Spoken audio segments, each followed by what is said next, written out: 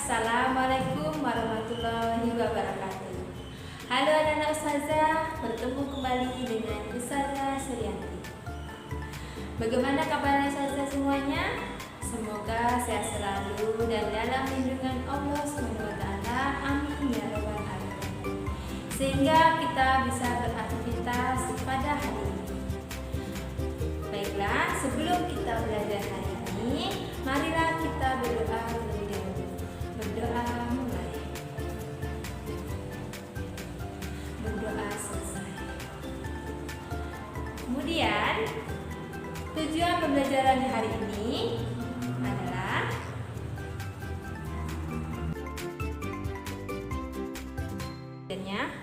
bahasa Indonesia. Siswa dapat membuat ringkasan dan simpulan dari teks eksplanasi. Yang IPA, siswa dapat menjelaskan pengaruh kalam terhadap benda. Sedangkan yang SPDP, siswa dapat mengenal tangga nada pentatonis. Oke, anak-anak Ustazah, setelah kalian mengetahui tujuan pembelajaran hari ini kita belajar tematik tema 6, subtema 1 pembelajaran yang kedua. Kalau sudah siap, silakan menyaksikan anak Ustazah video berikut ini. Baiklah anak Ustazah, sebelumnya kalian sudah belajar tentang teks eksplanasi dan kata kunci, kemudian ide atau informasi tentang yang ada di dalam teks eksplanasi tersebut. Nah, hari ini kita bahas kembali ya, apa itu teks eksplanasi? Teks eksplanasi merupakan teks yang berisi penjelasan tentang berbagai peristiwa yang terjadi di sekitar kita. Nah, di dalam teks eksplanasi, kita akan membuat sebuah ringkasan dan kesimpulan dari teks eksplanasi. Nah, sebelum kita buat itu, kita lebih tahu dulu apa itu ringkasan, apa itu kesimpulan.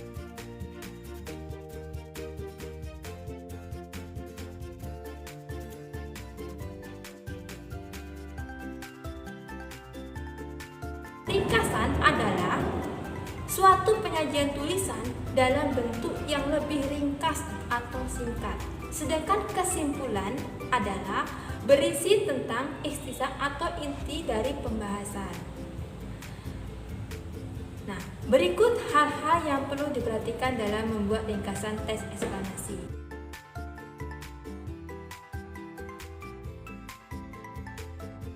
Yang pertama, bacalah teks dengan seksama.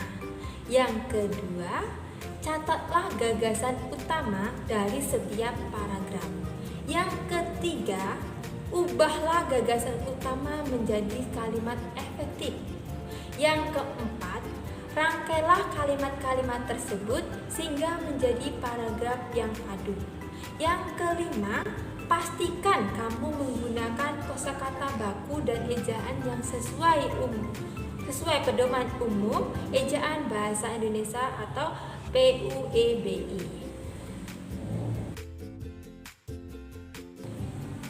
Nah, perhatikan ya nak, setelah kalian mengetahui hal-hal tersebut, coba kita lihat contoh teks eksplanasi sebagai berikut. Nih, contoh teks eksplanasi. Pernahkah kamu merasakan panas tubuhmu? Tentu, kamu pernah meletakkan tangan di kening ketika sedang demam. Dalam kehidupan sehari-hari, ukuran atau derajat panas atau dinginnya suatu benda atau ruang dikenal dengan istilah suhu. Permukaan tangan kita tidak dapat mengukur suhu dengan akurat. Terdapat suatu alat yang digunakan untuk mengukur suhu secara tepat dan dapat digunakan secara internasional, yaitu termometer.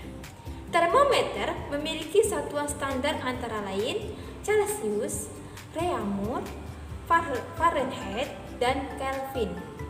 Dalam kehidupan sehari-hari, kita biasanya menggunakan termometer dengan suhu Celcius. Oke, setelah kalian sudah tahu itu paragraf teks eksplanasi, baru kita menyimpulkan ringkasan dan kesimpulan dari teks tersebut. Suhu adalah ukuran panas atau dinginnya suatu benda. Setiap benda atau ruangan dapat diukur suhunya menggunakan termometer. Ada banyak satuan ukuran untuk mengukur suhu, yaitu Celcius, Reaumur, Fahrenheit, dan Kelvin. Kemudian ringkasannya atau kesimpulan dari setelah mendapat ringkasan kita mendapatkan kesimpulan. Jadi panas atau dingin suatu benda dinamakan suhu. Suhu dapat diukur menggunakan alat bernama termometer. Ada beberapa macam satuan ukuran termometer yang biasanya digunakan dalam kehidupan sehari-hari. Setiap satuan yang umum digunakan adalah satuan Celcius. Nah, coba kita tebak ya, Nak ya. Lihat di sini apakah kalor dan suhu itu sama? Nah, kalor dan suhu, coba kita perhatikan perbedaan suhu dan kalor. Sedangkan kalor salah satu bentuk energi yang berpindah dari satu benda ke benda lain karena perbedaan suhu. Sedangkan kalor diukur dengan kalorimeter. Suhu itu meningkatkan tingkat derajat panas pada dinginnya suatu zat. Sedangkan suhu itu diukur dengan termometer. Nah, jadi suhu dan kalor itu tidak sama. Setelah kita belajar tentang suhu dan kalor tadi perbedaannya, kita akan belajar tentang wujud benda karena pengaruh kalornya. Perhatikan gambar berikut ini. Beku, cair menjadi padat, itu adalah membeku, itu melepaskan kalor. Setelah itu ada gas mengembun menjadi cair, itu namanya melepaskan kalor. Kemudian gas mengkristal berupa padat, itu melepaskan kalor. Sedangkan kalau memerlukan kalor itu menyublin dari padat menjadi gas, kemudian gas dari cair menjadi gas, itu menguap, itu adalah memerlukan kalor. Sedangkan padat menjadi cair itu memerlukan kalor. Kita lihat itu tanda panahnya, ada merah, itu memerlukan kalor, sedangkan yang putih itu melepaskan kalor. Nah, setelah kita mengetahui wujud benda dalam suhu, sekarang kita lihat bahwa satuan suhu yang digunakan di Indonesia adalah derajat Celcius. Alat untuk mengukur suhu disebut apa, Nak? Iya, termometer. Nah, ada 4 satuan termometer yang biasa digunakan, yaitu tadi sudah disebutkan. Yang pertama apa? Celcius. Celcius ini dari, kita lihat titik beku air di bawah, titik didih air di atas. Kita lihat ukurannya, Nak ya. Titik beku air itu 0 derajat Celcius sampai 100 derajat Celcius sampai titik didih air. Sekarang kita lihat Fahrenheit itu dari 32 derajat Fahrenheit kemudian sampai 212 derajat Fahrenheit. Kemudian Kelvin dari 273 Kelvin sampai 373 Kelvin. Kemudian Reaumur dari 0 derajat Reaumur sampai 80 derajat. Nah, apa itu tangga nada? Coba kita lihat ya, Nak. Tangga nada. Tangga nada itu terbagi menjadi 2.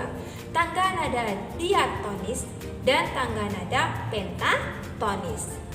Tangga nada diatonis terdiri atas 7 nada, yaitu Do, Re, Mi, Fa, Sol, La, Si.